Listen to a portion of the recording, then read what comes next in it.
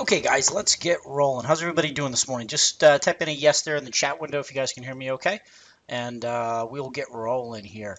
Lots to talk about in terms of, hey, good morning, everybody. Um, Brett, I did not see that chart. Send that over to me if you don't. If you send an email, I'm about 2 days behind. I apologize. So I will definitely get to that if you send it to me. And I know I owe a couple of people email responses, so I'm on it today. Busy market. So guys, thanks for joining us. Appreciate it. Let me just first, thank MotiveWave. Some fun things going on there. I don't know if Tony's in yet. I don't know if he'll be joining us, but Tony has some new kind of exciting stuff going on here in the MotiveWave software before we jump in, and I'm using a beta version right now, which is awesome. What it allows you to do is feed MotiveWave with multiple connections. So, you can get, free Forex data and free stock data out there. And, really, it's pretty awesome. So I've got eSignal, TD Ameritrade in my TradeStation account, which I misspelled, feeding my data. So I can set up, whoever I want to feed each symbol. So if you have different permissions and different brokers and stuff, that's pretty cool. So it's awesome. So he's been talking about that for a while, and the version's out. This is the beta version. I'm sure it'll be available to the public here very shortly. So good stuff. All right, guys. Let me know what markets you'd like me to talk about. If you guys are holding positions or tracking any markets, let me know where you'd like me to focus, and because there's a lot of stuff moving here. So, to start, I'd like to do some intermarket analysis. This is, I always I like to start my day and just figure out, what is the theme, what major asset classes are driving the others, and really just get an idea of the macro correlations, because this is a very important macro market. All right. And what I mean by that is, the way we look at this, the setups here, is we're kind of trading like a hedge fund, right? Or we're trading like a global macro hedge fund. We can easily, as retail traders, move money from, one asset class being commodities to another one being the bond market, to U.S. equities, to international equities, all through, pretty easy vehicles, namely ETFs. So, I love to kind of look at the markets and look at the macro flow, kind of start from the very top and look at it as a macro hedge fund would. And if you see trading opportunities in some of those ETFs, then great. We can go right to work. The ETFs that are available to us as retail traders are just awesome. So, that's how I like to start the day all the time. We look at what the intermarket flows and correlations are. We then drill down to find the pockets of strength, pockets of weakness, and then we find the markets inside of each of those respective markets, and then look for trading opportunities using our style of technical analysis, which is Elliot Fibonacci. And MotiveWave software is one of the best out there for exercising that kind of setup. So that's how we start the day. That's how I've done it for years now, and probably years to come. I'm seeing some currencies, Euro and Aussie, Nikkei, financials, oil, 10-year. Hey, John. Hey, JT. How you doing?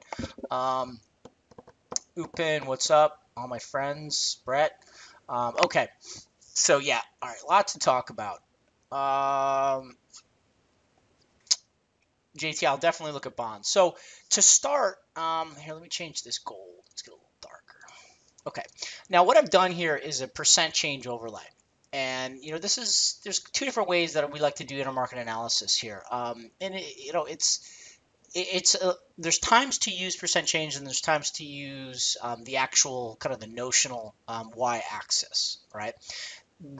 The time right now with crude oil making such a big move actually makes intermarket analysis with percent change settings. Notice we're all working off one right-hand y-axis. A bit difficult because crude oil is down, how about, I don't know, from 0 to minus 45% in, 3 months?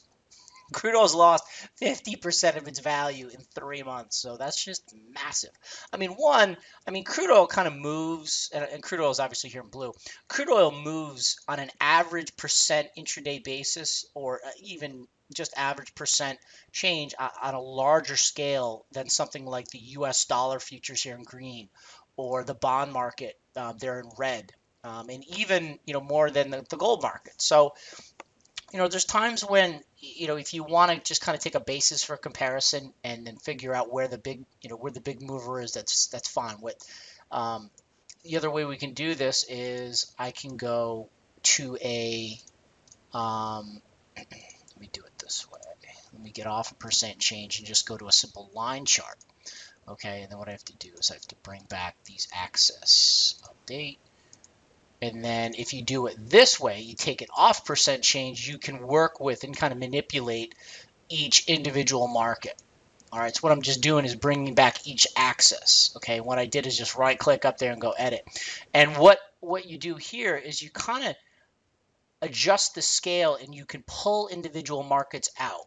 All right, and in a time when you have a percent change market, a market that's moved in such a big percent change, throwing that percent change comparison off, I find that this setting is a little bit better. Okay, plus it allows you to kind of manipulate the data. And now we're looking for correlations.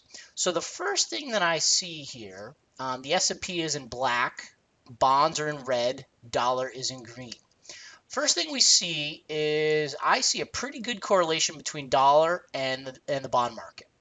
All right, so both of these things right here are what we call deflationary forces, or certainly disinflationary, which is falling price levels at a which is straight deflation, or disinflation, which is increasing price levels at a slower rate. And what's happened here in the crude market is certainly either deflationary or disinflationary. Now, what that means from intermarket analysis, when you get disinflationary, deflationary forces, you would expect the value of the dollar to increase and the value of future coupon payments given to you by bonds to increase in the future. The dollar is going to keep getting stronger down the line. The $100 or $1,000 coupon payment you get for the bond is going to be worth more and more and more as the value and the strength of that dollar continues. So that's going to drive bonds higher. Okay, so when you see falling commodity prices, that is a sign that the U.S. dollar should continue to get stronger. That's disinflationary / deflationary, and that should put a bid in bonds. I saw a very cool chart this morning from Reuters, which overlaid the price of crude and European bond yields. I don't have access to European bond yields on this particular data provider, but if you think about it, this is an important concept that we need to understand with intermarket analysis. If bond prices, this is the price of the bond futures, the bond price goes up, the bond yield is going to go perfectly, it's going to go perfectly inversely. Okay, it's going to be a perfect inverse market because bond price is up, bond yields down.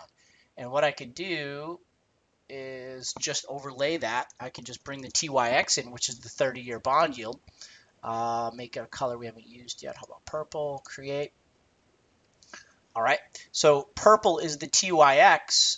And what I'll do now is just kind of pull TYX over the 30-year bond. Okay, so bonds up, bond yields perfectly lower. And what you'll notice is because bonds and crude are trading in an inverse fashion, remember, crude down is deflationary, deflationary is good for bonds, bonds go higher, bond yields go lower. And the point I was making there on that story is there's a wonderful correlation between European bond yields and where crude oil is going. Europe is in big time trouble right now. They have all kinds of deflationary forces going on. The European central bank's about 1 month away from full-on quantitative easing. Greece is on the chopping block again. So what's happening is their bond market is also rallying, and their bond yields are falling even faster than our bond yields are falling. So what's happening is this crude oil movement is being kind of is accelerating this move in Europe by pushing their bond yields lower.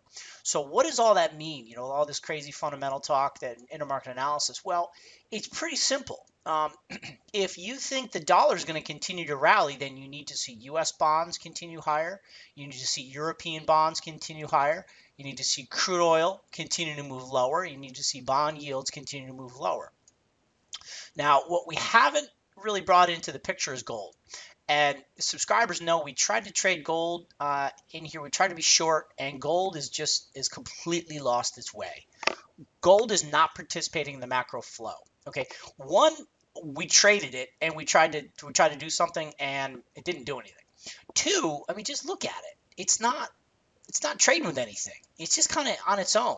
It's going sideways. It doesn't know if it wants to rally with these two markets or if it wants to sell off with stocks down here. Okay, so let's just bring gold in the S&P and kind of work with him for a second. And then the gold is going to be right around this. This is going to be the axis right here. Sometimes you get gold acting as an inverse to stocks. So if stocks rally here in black, gold sells off a bit. Stocks sell off, gold rallies a little bit. I can tell you from this chart, they are moving inverse, but it has been a sloppy trade. My recommendation is to stay away from gold. Brett, I'll go into gold, Elliot wave count, but it's messy, man. It's not a good trade right now. So gold, not really interested in. All right. Now, let's bring down bonds and stocks. So the trick here is to find the y-axis that corresponds to the price. And I know that's going to be the 30-year bond. Okay. Now, another good trick here. I mean, this looks to be like a pretty good relationship. Stocks up, bonds down, but certainly bonds aren't selling off that much because the bond uptrend is very much intact. Okay.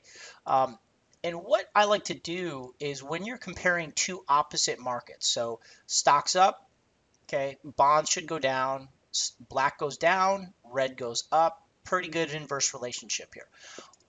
I think that's kind of like comparing apples to oranges from a charting point of view. So in order to compare apples to apples, what I've done is just double left clicked on the market, made it inverted. So basically we're going to flip it upside down and then hit update. Now you can see a much better correlation. Basically, right here on this date in July, pretty much July 23rd is when the correlation began. And remember, bonds, this chart going down means the price of bonds is going up. So basically, this is a yields chart. Okay, this is a bond yields chart. What this is saying right here is bonds are dropping quite sharply after being pretty well correlated with the stock market. So this is what you call an intermarket divergence. Stocks have gone higher while bonds have continued to go higher. And it looks like based on the relationship here in the back half of 2014, stocks are way overbought.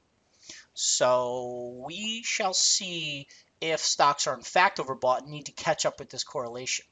Now, what we do is then take the next step and go into Elliott wave, and then we'll find out if in fact the Elliott wave count says stocks should fulfill the outlook that the correlation with the bond market needs to resume or reattach. Okay, so let me just put bonds back on the right side here. Let's just take a look at the dollar, see who the dollar's playing with. I mean, I'm pretty sure we know. Let me get bond yields out of there. Okay, that's the same chart. I just did 30-year bond prices upside down, or we could do 30-year bond yields, same thing. Okay, I'll get bond yields out, keep things simple. Dollar or bonds, let's get him out. Dollar was playing with the stock market for a while, and what's happened was dollar was playing very well with the stock market. Pretty much here in October, rallied together, sold off together, and we've just broken apart here in December. And I think a lot of this is euro.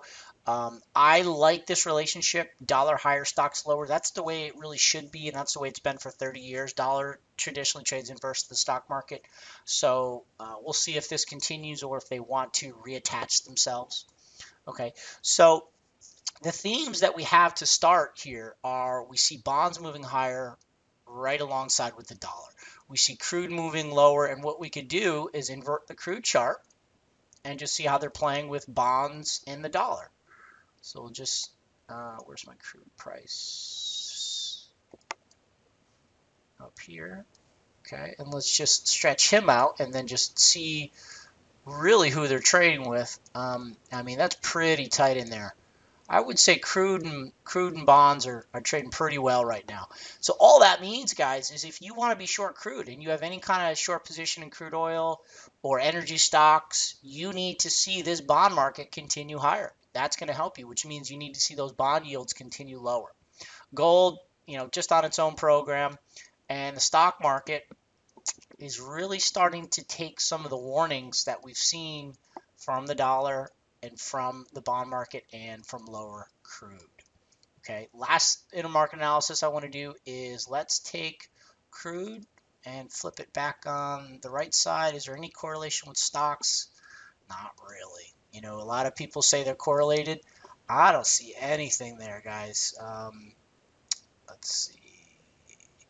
They were decent here. It was a decent correlation here. Began to break apart here in August. Then after this peak, they sold off. And then once stocks bottomed, all crude did was go sideways and then just continued to drop. So the correlation is completely broken apart, trying to reestablish itself. Okay. So that is the intermarket picture. All right. With all that being said, now let's go to work on the chart setups. Now, one of the main themes there is the S&P. And based on that intermarket analysis, I'm looking at two possible wave counts. And one thing that kind of keeps me up at night is this big three-wave move in the S&P. Traditional trends, guys, okay, should unfold in 5 waves. And that's how a good, healthy uptrend should look. And the corrections should be in 3 waves. And then we should resume with another 5-wave move. If you don't know anything about Elliot, if you pretty much see 5-wave moves to the upside, 3 waves to the downside, and then 5 waves to the upside, you're pretty confident that you have something of an uptrend in play. Right now, this move from October 14th, it looks like a big, huge 3-wave move. And that's concerning. Okay, that is very concerning because a good trend should be a 5-wave move, and there's no second wave in here. It's just one big wave in A, down in B, up in C. That is a major warning sign that this could be a 3-wave move, which means if I bring over to the daily chart here, Brett, be careful calling diagonals. Those are very, very difficult to count in real time. Okay, possibly, but they're difficult. Here's the daily, and let me hide this to green below. Keep things simple. Here's that 3-wave move. Okay, so the sell-off in September brought us down to the October lows. We rallied up. There's the mid-December sell-off, and then we rallied up again. This is the more bearish count. This is saying that we could be in a larger degree 4th wave. And what that means is it's not the all-out top. The market's not going to crash. But what we should get is another C-wave move that really should come back and test the prior lows. Okay, if this count is going to survive. So the fact that we broke trendline support at 2017 in the S&P cash is a little bit bearish. Okay, now, if this count is correct, we should get a 5-wave move or a 3-wave move. Doesn't really matter. We can't know at this point. We should get a 3-wave move back down towards the 1800, 1850 area. So from the daily, let's get inside of this wave count. All right, let me just push him to the side. And here is the A, B, C that we just looked at down towards 1800. All right. From the 3-hour, I want to look inside of this red A wave and go to the 1-hour. When you're using Elliot, guys, you use a lot of time frames. And people ask me, what time frames do you use? It doesn't matter. You can use any time frame you want to be able to see the move you're trying to see, right? So what we're looking at is what I see as a 5-wave move down in the A wave. I'm pretty confident this is the count. Right now, we're looking at a bottom of a 3, up in 4, retest that broken trend line support, now resistance, then back down in 5. Now, look at what's happening here. The futures in Globex are up 16.5 handles right now. S&P's up 0.8 pre-market. Okay, so pretty solid. Okay, Nasdaq's up 0.67%, so 2/3%, 27 handles. So I'm thinking that this wave 4 count is correct. All right, wave 4 rally back up. If we're going to open up 20, S&P, I don't know what fair value is. We should open up around 20, 10, 20, whatever. Probably a fourth wave. Then we go down in wave 5. Now remember, this is the all-out bearish count. Okay. Then after a 5-wave move, we should probably test the old December lows. And then after a 5-wave move, it doesn't matter how bearish you are in the market. After every 5-wave move, you should get a 3-wave retracement back up. And traditionally, we get to the 50% price retracement.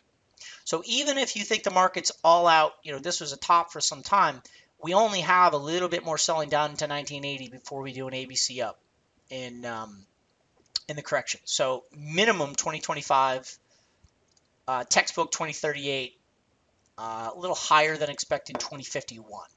Okay, so this is the bearish count, but it's saying that we're going to rally from a little bit lower prices. Now, here's the thing with Elliot. Those of you who are experienced with Elliot know this is one of the strongest and greatest benefits Elliot has. Those of you who are kind of new to Elliot and have only believe what people tell you that it's dangerous because there's multiple counts possible and it's too subjective. Sorry, but you've been misinformed, and unfortunately, you've been misinformed by people who don't understand it. Here's a different wave count. Okay. This wave count, let me just kind of show you the difference here. Let me slide over the dailies. And let me clean this up a little bit. High, minor below, there we go. Okay. The whole deal here is we're trying to find the bottom of this fourth wave. This is a bullish count. Okay. This is a bullish count that says the wave 4 is over. And we're in fact rallying in this red wave 5. This is the new count we're going to work with. The count that we were just working on says that this black 4 is not yet complete, this red 4 is not yet complete, and will complete somewhere down around 1800 as I just described. Okay, so wave 4 is either over or it has completed. It's either over or is yet to complete. Back to the bullish count. Let's now look at the idea that wave 4 is complete. So from the daily, let's go to a 3-hour chart. Here's that wave 4 we're talking about. Okay, and what's happening here is we have 1, we have 2, and then we have smaller degree 1, 2. This count says that we might have a rally to come. So if we get down to a 1-hour chart, it's a different wave count. But what it's saying is if this is in fact a second wave, we should probably start a rally fairly soon from current levels, or I might have to adjust the count and start a rally a little bit lower, 1980 to 1960. Okay, and this guy is not just going to bounce back up to 2020, 2040, 2050 as we looked at in the alternate count. This guy's also going to get there, but then continue much higher. Okay, so what we're saying here, guys, is I have 2 different wave counts. Both are saying we're going to about 2040, but it just the difference is from where the move begins. This one says we begin today and go to 2040. This one says we begin just a little bit lower and we go to 2040. Okay, now I know you're saying, well, how can you do Elliot and have so many different possibilities? And you say, well, it is subjective. I totally agree with that, and that's one of the benefits of Elliot is that I can do Elliot on a certain market, have 2 or 3 wave counts, and if they all basically point to the market going the same direction, then that's a bonus. That's awesome. That's really good for us.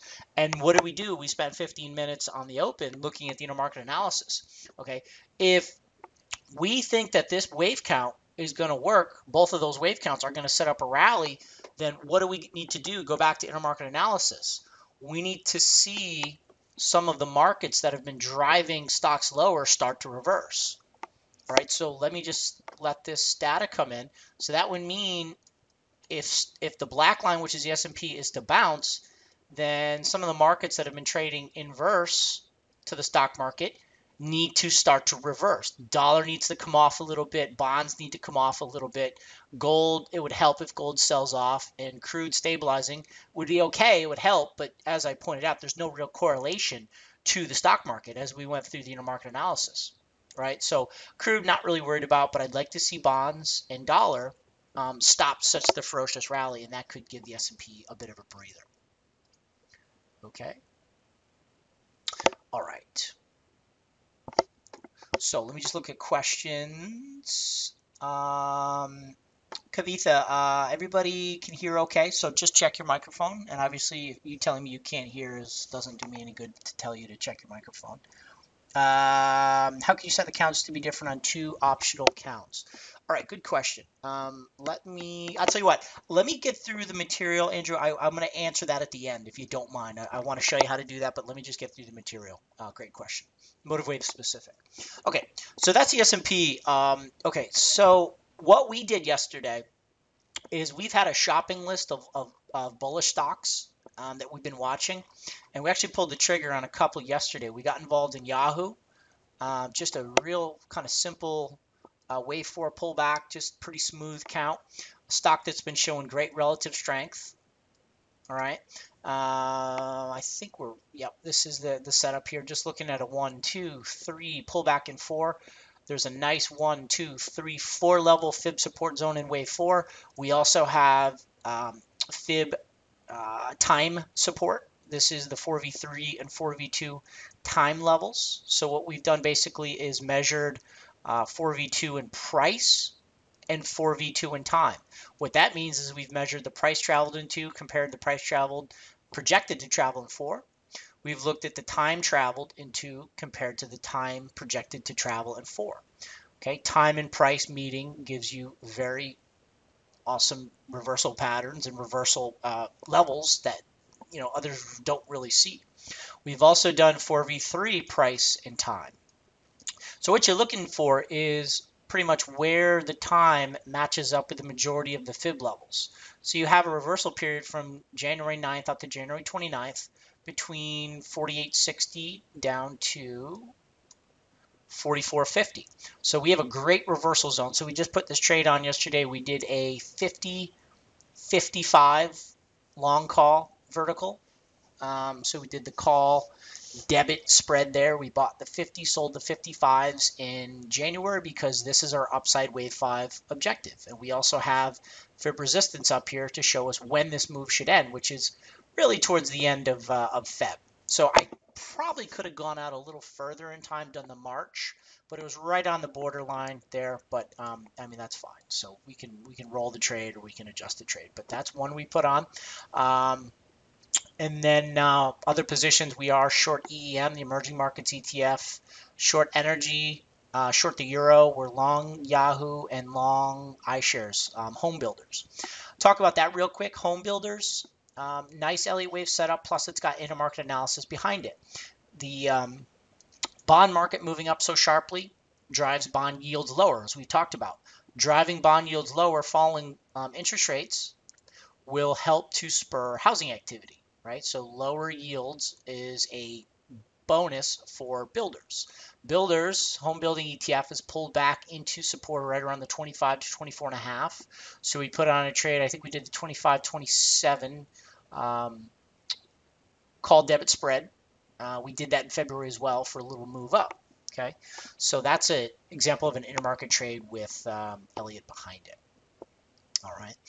Now let's go to the markets that everybody likes to talk about, which is crude. And before I do that, let me just go to the members area, and I'll show the chart we're working from. I'm logging into the webinar.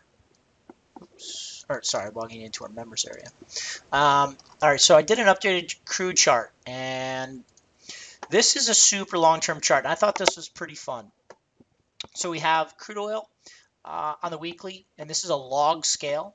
Okay, what you do is basically you change the chart settings, right click and go to semi-log. When you're looking at long-term charts like this, it's good to put moves in terms of percent change, right? So you'll notice as the numbers get bigger, the moves between a fixed interval get smaller and smaller. It's kind of called exponential growth. but we'll deal with that another time. What happens is when you get on a log scale and you look at a move from $191 to $64 in crude, that's a $130 move, right? That move needs to have, it will have an impact on how far this move's going to go. So you'll see when you go to semi-log, your fib levels will change.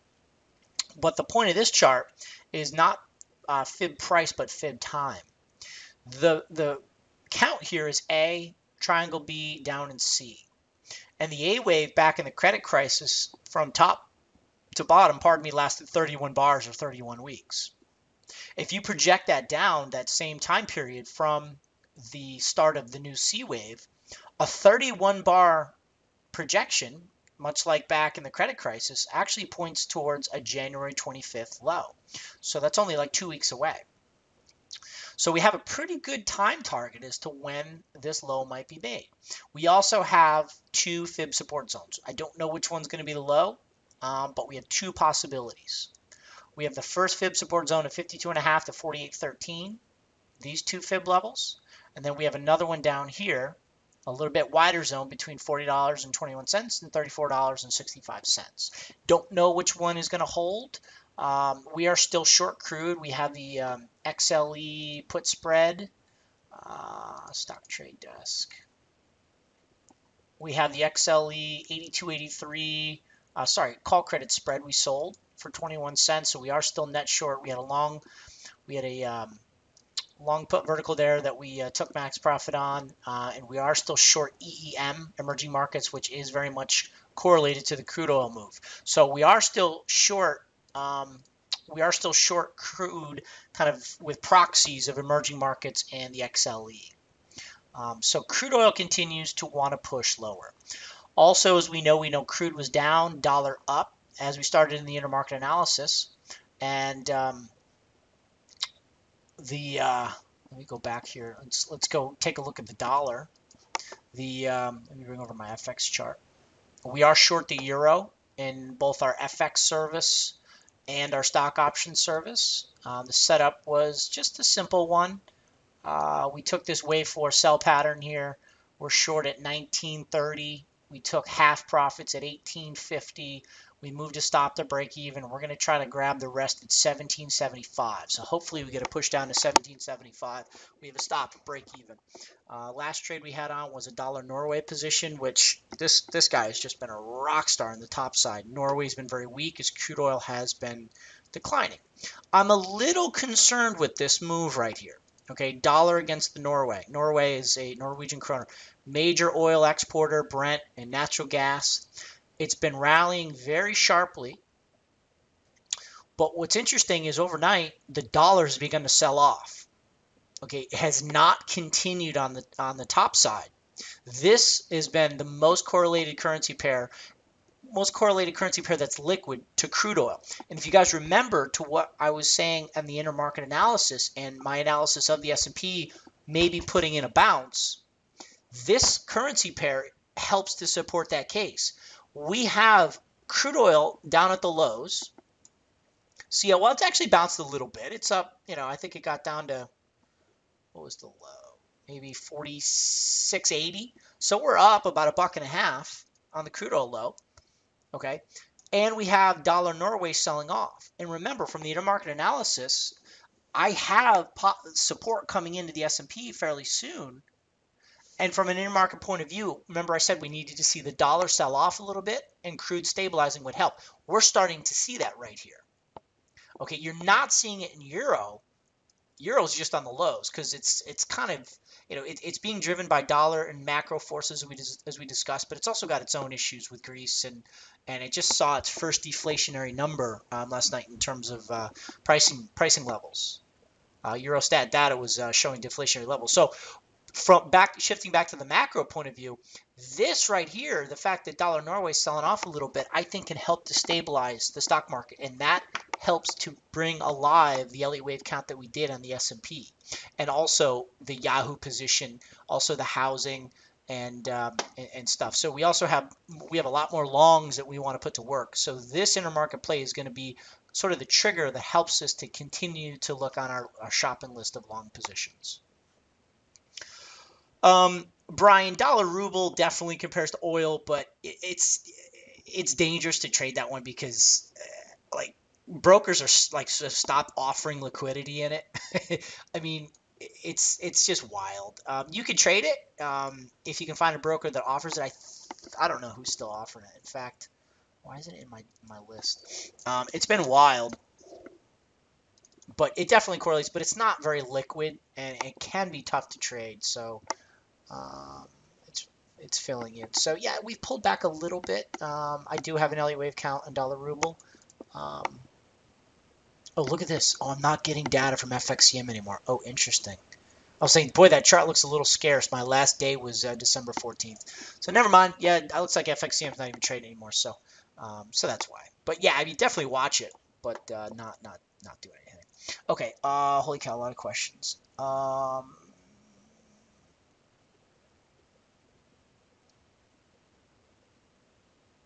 Donald, reading your account. Okay, great. Sure, I'll take a look at that one more time. And those of you who are Elliot Wave followers, I'm actually going to change this count. Um, if we go straight rally, that's fine. What I probably need to do is make this S&P a expanded, or actually it's going to be a running flat A, B, C, and then put green 2 over here. In fact, either way, it doesn't really matter, but I'm probably going to make this green 2, put it over here, go A, B, C, and we're still looking for a rally. Okay. The bullish count is this on the daily. And let me just go back to semi-log, which is important on the longer term stuff. There we go. Let me bring in one more. I know you're asking for that. Okay. All right, perfect. So it's green 2, 3, 4, 5. I mean, I don't think, guys, this is going to be the top. I think either we have put in a low, a little bit lower based on the bullish count, or as I said, red 4 is not done. It will find support around 1800 and then move higher. I am long-term very bullish on stocks. I do not think we're at a top. Okay, so that's that. All right, what else? How are we doing for time? Oh, 23. Okay, let me just look at my list of what we wanted to cover. S&P and Russell, bonds, higher, dollar, crude, IMA, good. Let me know what else you guys want to look at there. And Donald, let me know what wave count you were looking at. Steve asking the platform we're using. This is MotiveWave, and this is an excellent charting package for Elliot Wave. I did a lot more market analysis than rather than showing the platform itself. But this is such a busy market. Don't know what's going on with gold. It's a mess. We tried to be short, worked for a while. We stopped out at break even. I don't know. I'm not going to mess with gold right now. Crude's up 1%. I think that's interesting. Natural gas. Okay, I think natty gas is moving into a wave 4 here. Let me go to a 3-hour. So natty gas, I think coming off the highs is going to be red 1, 2, and then within red 3, we had a nice 5-wave move. 1, 2, 3, 4, 5. Wave 5 of 3 was the extended, and I think we're now moving into wave 4.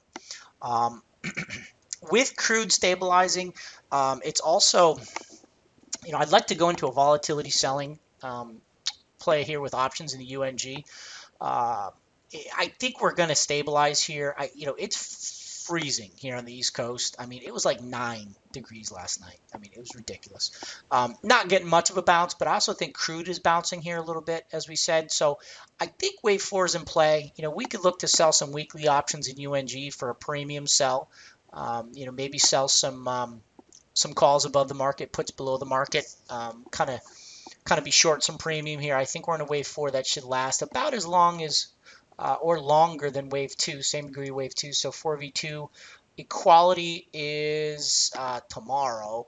1.618 is January 12th. January 12th is Monday of next week, and then the 200% is the 14th. So, we can look to sell some options here in the weeklies to be short some premium for UNG. I do think we are at a consolidation point there. Nikkei. Nikkei is interesting. Nikkei could be in trouble, and Nikkei worries me. Okay, Nikkei is very much correlated to what's going on in the U.S. stock market. Let me get rid of this. Is the ETF. All right, so that's a Nikkei, and we're looking at we'll call that brown. Brown 1, 2, up in brown 3. Brown 3 needs 5 smaller waves, which we have 1, 2, 3. Triangle 4, up in 5.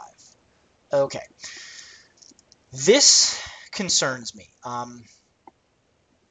This really concerns me because if that's correct, then wave 4 is in play in the Nikkei, and we might go back and test the prior fourth at 14,500. Okay, so this is the weekly. Let's get down to the daily. Okay, actually, do this here. 4. What I like to do is I always like to do a 4v2 time comparison and know what the minimum is. Minimum is 0.618. Equality is going to be somewhere out later, so minimum is going to be August of 2015. Okay, so then what I like to do is just put a simple ABC in there. And what you're doing is you're just kind of laying out the likely path. All right, you're giving yourself expectations. Okay, so we could have a simple ABC down into wave 4. I mean, seldom are wave 4s that easy, but you're kind of laying out a game plan. Now, I am concerned about this. Okay, this is a bullish, or sorry, this is quite a bearish count here.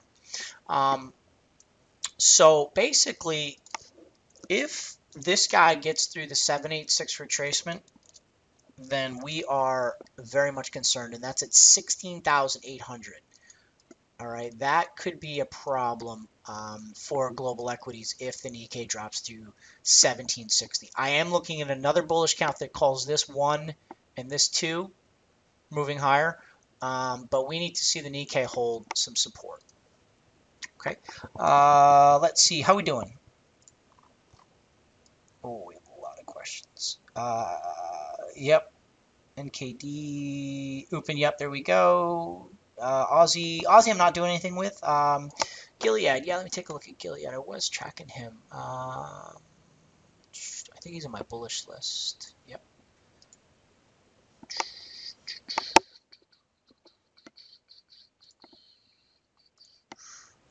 Here's Gilead. Oops, let me bring up the daily for you. I thought I had, yep. Boom. Okay, Gilead actually looks pretty good for me. I have this as a simple 5-wave move, expanded flat down. You know, we need to get through, we need to get up and kind of close this gap. There's definitely resistance on this gap. Gap originated 108.52. We're holding resistance here, but it looks to be the end of a wave 4. ABC down. I like to do equality or see where C and A is. So I just did hotkeyed it, and we are, looks like at the 1272. So Gilead looks decent. Looks like we're at the 1272. I'll pin it. Alt 4, 4v3. Okay, not bad. Alt 4, 4v2. So we're into support here in Gilead. If you're long, I would put, if you're long Gilead, I'd kind of put a stop below these lows, and we really need to get up through this and create the gap close up to 108, and then I think you're okay there in Gilead. But I know it's been acting strong. Okay. Yeah. Oh, we have the Fed today too. Yeah, Fed minutes today. Forgot about that. Fed minutes today. Okay. So we talked about a lot. You know, I am still looking at some energy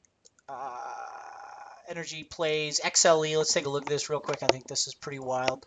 Oh, this one's not working. Never mind. I'll have to fill in that data later. I can't do XLE. I got to bring in the analysis. EEM, I told you we have this position. This is an A, B, C move down, or it's 1, 2, 3. Not sure, but what I am sure about is that this is 1, 2, 3, and looks like we should have another push down. If EEM, the Emerging Markets ETF, begins to hold the support down here about 37, then I think that's a kind of constructive for the overall markets if emerging markets can stabilize. 3670 is a key level because that is equality between A and C. and it's also the 200% external retracement of B wave compared to C wave. So we are short EEM. I think we have a 39.37 put spread, put debit vertical. So we need to get down into fib support, and then we'll be out of that guy. EEM looks good for one more push lower. Okay, so that's going to be it for now here, guys. Futures still up a little bit for the open. Bonds down a touch, gold down, crude up. I mean, those are all the makings for a short-term reversal, as I said. And hopefully our longs established yesterday give us a bounce. I am very much concerned about this three-wave move up in the S&P, as I talked about. But as I said, you know, this bullish count also has the possibility to stabilize either here or just a bit lower. This wave 2 could be A, B, C down into 1960. So I'm very much going to be watching this area for buying opportunities. And if you get that intermarket confirmation, which is, again, lower bond prices, lower dollar, stabilizing crude, then that trade could wind up being a pretty good trade. Volatility is really pumped up. If you want to be short premium, good place to do it. Maybe sell some puts if you want to establish some long positions. You know, sell premium if you don't get filled. Fine, you're short premium at a high level. If you get the stock and you want it, great. That works too. So we are on guard for a reversal. We are not going to get married to the position. We're going to protect profits, and hopefully Yahoo opens up for us this morning and gives us a bid. Okay. Sounds excellent, guys. Donald, if you want, this is actually not even my software. This is MotiveWave. So this is a third party, good friend of mine. They're up in Toronto. If you want more information, let's see here. If you guys want more information on MotiveWave, go to my site, tradinganalysis.com, and then Trading Tools, and then all the MotiveWave updates are right there. And in fact, I can just direct you over to the chart here. Wow, that's really loud. Here, I'll just drop this link in for you guys. There is the link to MotiveWave if you're interested in the information. And here is the direct link to MotiveWave. Wow, that's loud. Okay, guys, we'll leave it there, guys. Hope it helped. A lot to talk about, and we will see you in the Elite Room and next week for the Wednesday webinar. Guys, thanks so much. Have a great rest of the week.